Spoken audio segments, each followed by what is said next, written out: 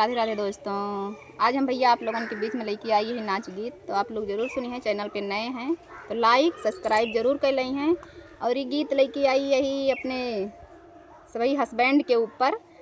तो हमारे सबके हस्बैंड देखो कितना मनमौजी हैं, मस्त मनई हैं। तो आप लोग गाना के माध्यम से ज़रूर सुनी हैं। राधे राधे दोस्तों, मैं पिंकी यादव आप लोग के बीच में यूट्यूब चैनल पर आप लोगों का स्वागत करती हूँ।